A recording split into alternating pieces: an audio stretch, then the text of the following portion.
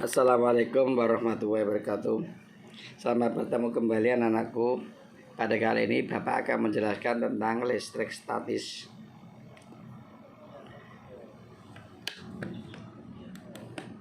Sifat-sifat muatan listrik. Muatan listrik digolongkan menjadi dua jenis, yaitu muatan positif dan muatan negatif, di mana batang kaca yang telah digosok dengan sutra memiliki muatan positif, sedang batang plastik yang digosok dengan kain wol akan memiliki muatan negatif. Yang kedua, muatan listrik yang sejenis akan terjadi tolak-menolak, sedangkan muatan listrik yang tidak sejenis akan terjadi tarik-menarik. Sehingga pernyataan ini dikenal dengan hukum Coulomb. Berikutnya, sehingga hukum Coulomb dapat dirumuskan menjadi V sama F sama dengan K kali G1 kali G2 dibagi R kuadrat, di mana F adalah gaya Coulomb, satuannya Newton, G1 dan G2 adalah muatan masing-masing partikel, R adalah jarak antara kedua muatan, satuannya meter, epsilon 0 atau dikenal dengan permitivitas ruang hampa atau vakum, besarnya yaitu 8,85 kali 10 pangkat min 12 kolom kuadrat Newton per meter persegi. K adalah konstanta pembanding, besarnya yaitu 9 kali 10 pangkat 9 kolom kuadrat per Newton meter persegi. Kalian bisa lihat gambar dari gaya tersebut di sampingnya. Berikutnya adalah Bapak akan menjelaskan tentang contoh soal.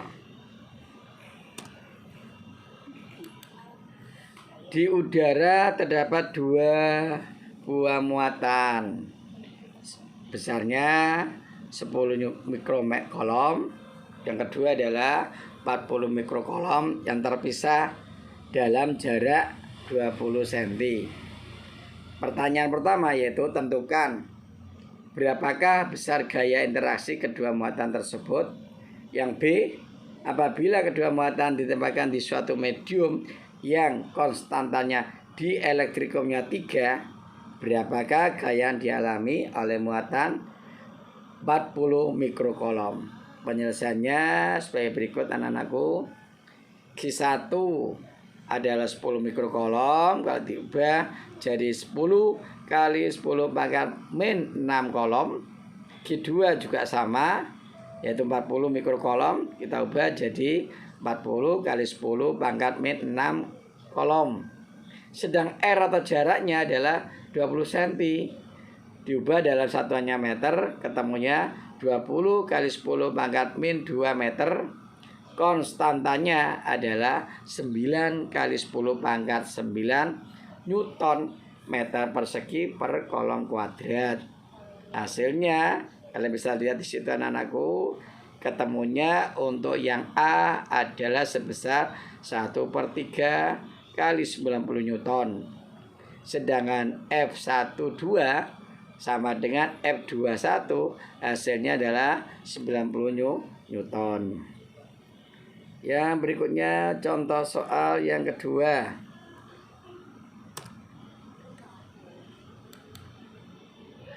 Dua buah benda masing-masing bermuatan listrik 3 mikrokolom dan yang kedua min 2 mikrokolom yang terpisah sejauh 10 cm.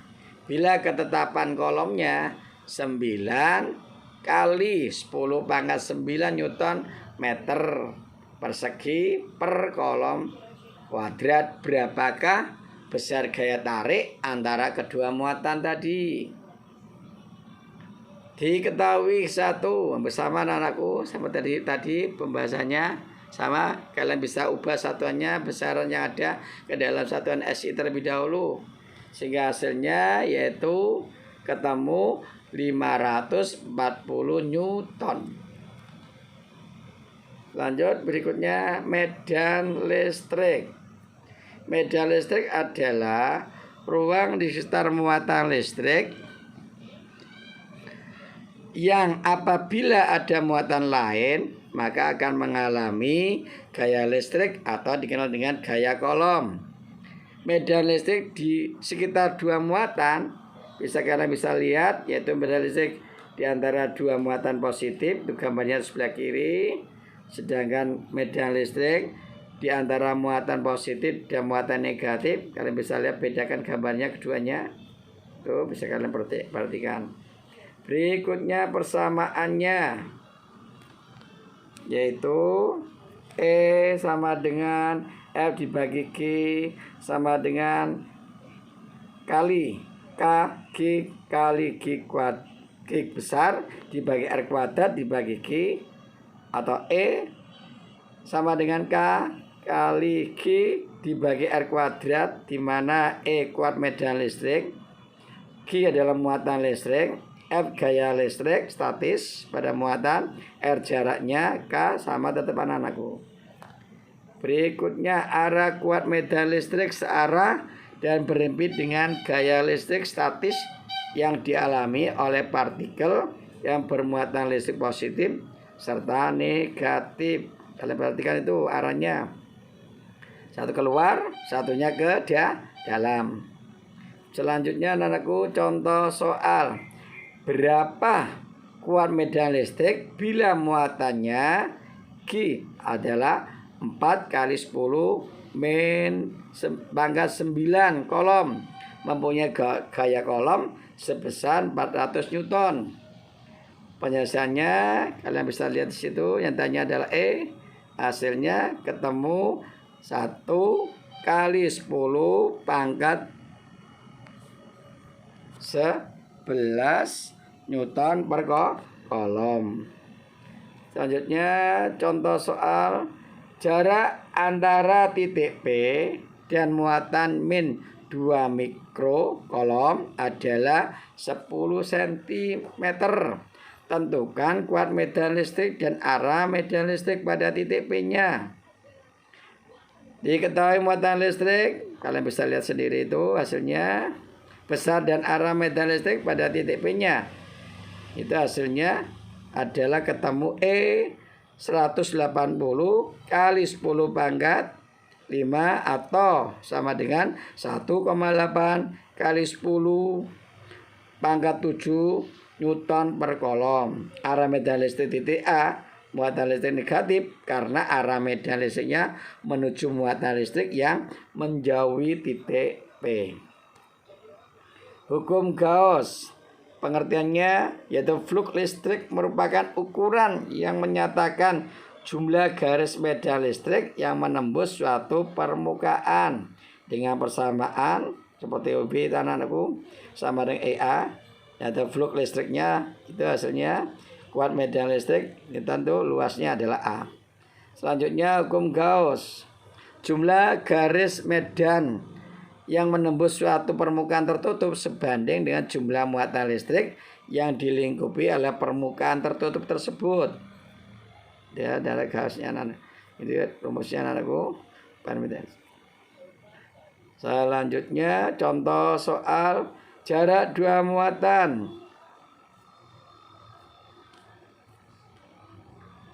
A dan B adalah 3 meter. Titik 0 berada di antara kedua muatan berjarak 2 meter dari muatan B. QA sama dengan 300 mikrocoulomb dan QB 600 mikrocoulomb. Konstantanya tetap anak-anakku 9 kali 10 pangkat 9. Kuat medan listriknya adalah di titik 0. Pengaruh muatannya QA dan QB.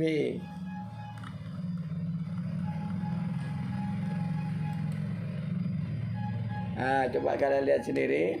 Itu hasilnya adalah E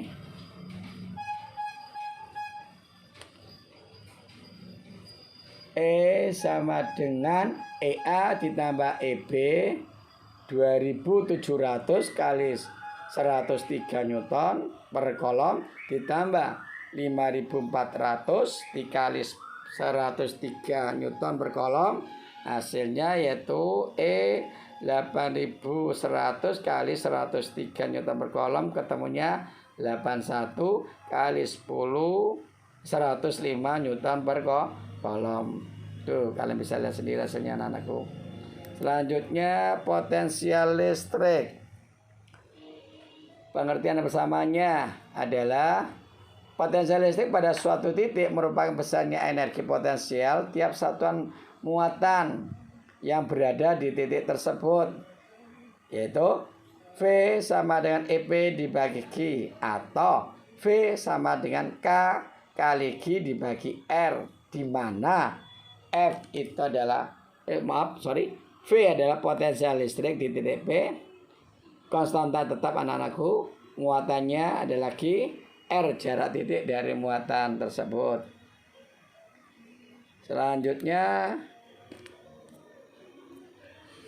potensial listrik oleh beberapa muatan. V sama dengan V1 tambah V2 tambah V3. Dan berikutnya anak-anakku, usaha untuk memindahkan muatan W AB sama dengan Q kali K, Q dibagi R dikurangi K kali Q dibagi R. Kapasitor keping sejajar, pengertiannya yaitu merupakan komponen listrik yang berfungsi untuk menyimpan muatan listrik.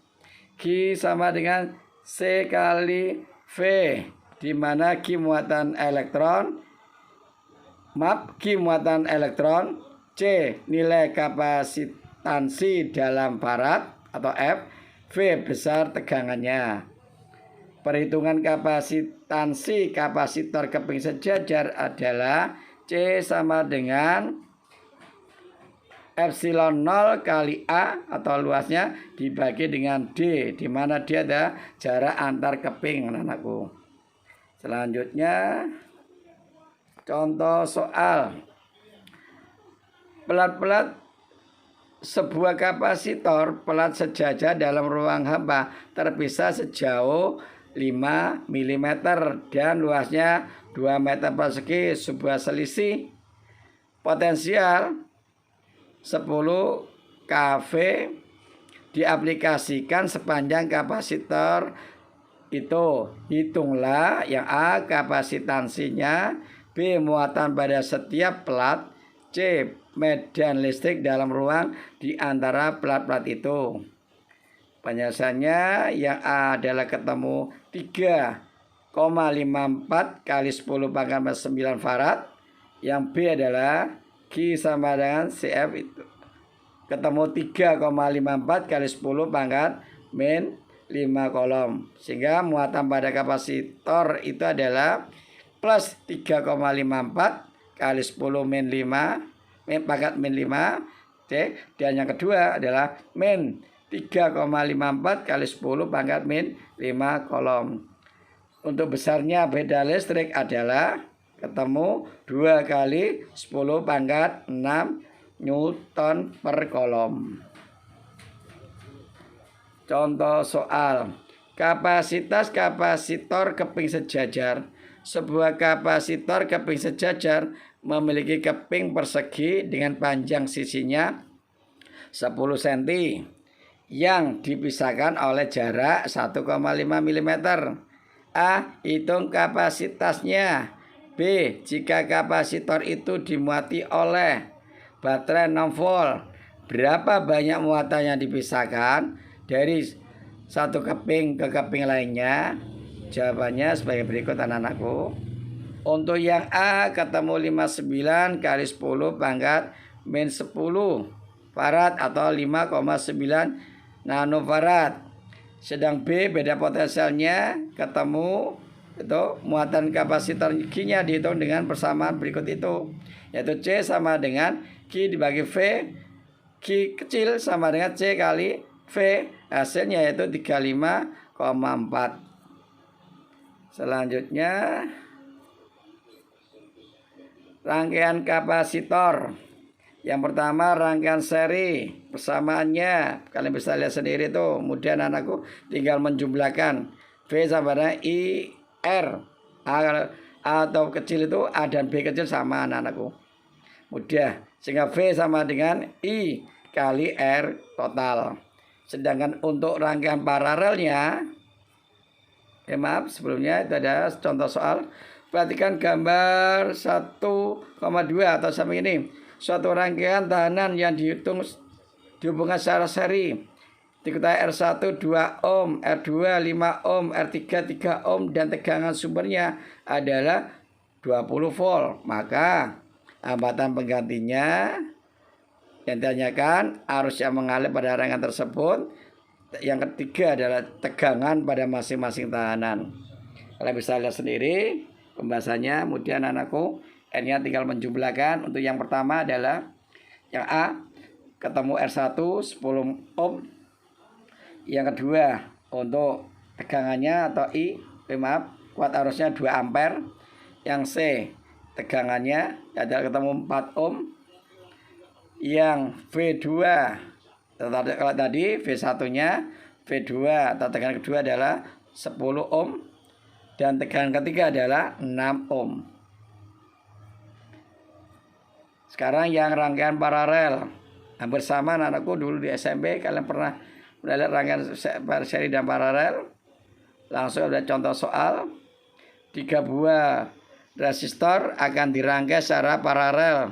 Nilai masing-masing resistor tersebut adalah, yang pertama adalah 10 ohm, 2 atau R2 adalah 47 ohm, yang ketiga atau R3 adalah 100 ohm. Berapakah nilai hambatan pengganti? Sama prinsipnya anak-anakku, tinggal mengulang lagi aja saat di SMP. Untuk R penggantinya yang pertama adalah ketemu 7,62 ohm. Sedangkan untuk menghitung hambatan penggantinya, tinggal RP sama dengan R1 kali R2 dibagi R1 tambah R2. Berikutnya energi listrik yang tersimpan pada kapasitor. Sebuah kapasitor memiliki kapasitas C dihubungkan dengan tegangan V. V sama dengan setengah kali C kali V kali V. Sehingga muncul demikian, karena Q sama dengan C kali V, maka W sama dengan setengah C V kuadrat. Itu bisa lihat sendiri, Q ada muatan, C kapasitas, V ada tegangannya. Nah, ini Bapak harap ada tagihan soal pada pertemuan kali ini. Yang pertama tentang pemahaman konsep tentang atom anak-anakku terkait dengan muatan. Yang kedua yaitu kinerja ilmiah. Salah satu contohnya yaitu elektroskop. Kalian bisa lihat jawabannya atau bisa browsing lewat internet. Sehingga Bapak harapkan pada pertemuan kali ini bisa segera dikumpulkan dan diingatkan sekali lagi pada anakku untuk tugas yang pertama yang disampaikan oleh Bu Ani di semester genap ini. Tolong yang belum mengumpulkan segera dikumpulkan, ditambah tagihan dari Bapak ada dua. Yang pertama pemahaman konsep dan kinerja ilmiah. Itu saja pada anakku pertemuan pada kali ini. Mudah-mudahan bermanfaat, dan apabila ada yang kurang jelas bisa WA di nomor Bapak, dan tugas segera dikumpulkan setelah 2 hari pelajaran pada kali ini. Bisa paling lambat yaitu hari Selasa. Untuk 10M1 di Pak Jumadi bisa ketemu di ruang BK. Sedangkan untuk 10M2 dan M3 ke Bu Ani Rosida. Saya Assalamualaikum warahmatullahi wabarakatuh.